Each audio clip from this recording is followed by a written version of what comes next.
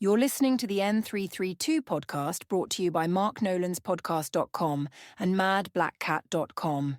Here is Mark Nolan.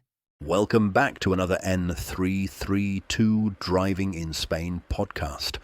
A bonus show because of the holiday on Friday, and it gives you something interesting, hopefully, and informative to listen to by the pool or on the beach. Today, we're diving deep into the latest figures and insights from Spain's traffic authority, the DGT. Coming up, how many people lost their lives on Spanish roads in July, and how that compares to last year. The roll speed plays in fatal crashes, and why it's still one of the most stubborn causes of death on the road. A surprising improvement in our cities, with urban road deaths dropping by 6%. And the shocking reality that 96% of drivers caught with alcohol or drugs in their system were detected during police checks. Stay with us.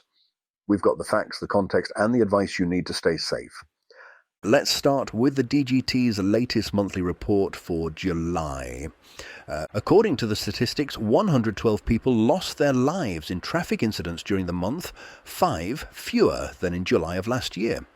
The DGT notes that while any loss of life is one too many, this small decrease is a positive sign, particularly in the height of summer when traffic volumes soar with holiday travel. The data also revealed that the number of fatal crashes was slightly lower and fewer people were seriously injured compared to the same month in 2024.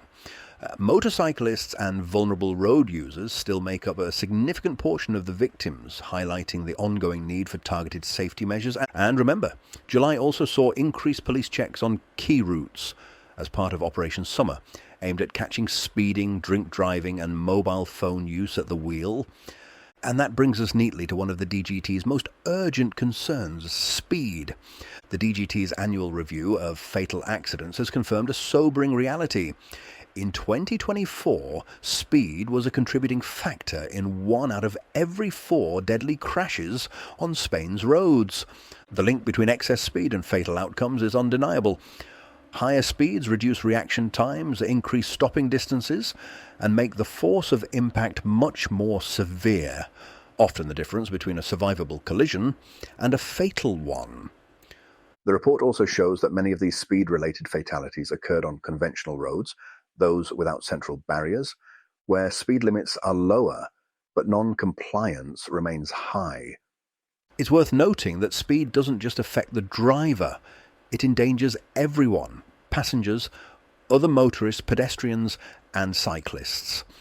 The DGT is clear. Sticking to speed limits is one of the simplest, most effective ways to save lives. But it's not all bad news. In fact, there's an encouraging development in our towns and cities.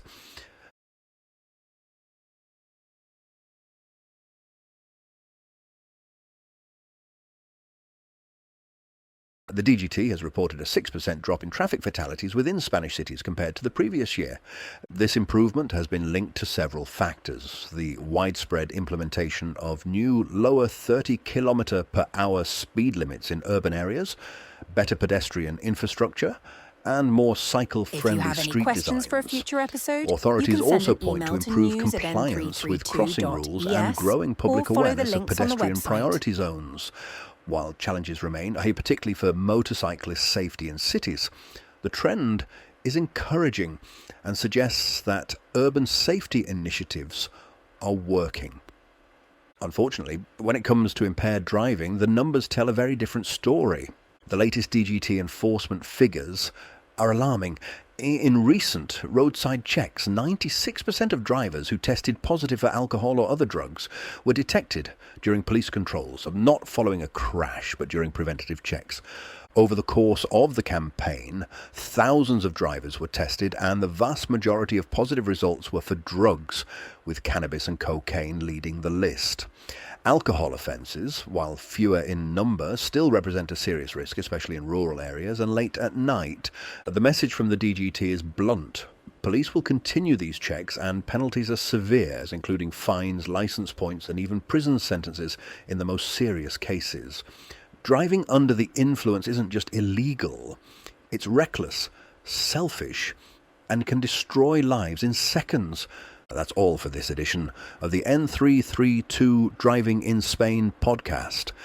This week, we've seen that while progress is being made in some areas, like reducing urban fatalities, persistent dangers remain from speed, impairment, and the vulnerability of certain road users. Stay safe out there, follow the rules, and remember that every decision you make behind the wheel matters. Until next time, I've been Mark Nolan. Drive safe.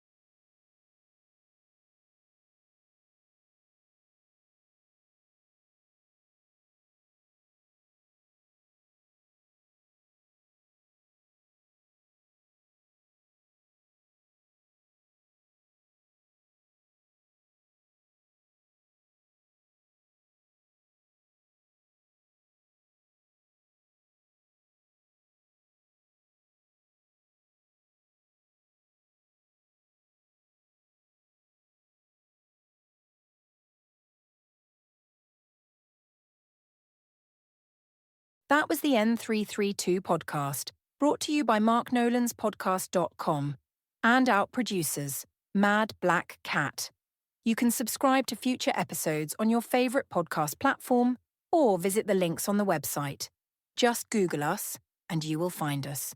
My name is Lily. I'm not actually real, and you can find out more about how we use AI on the website.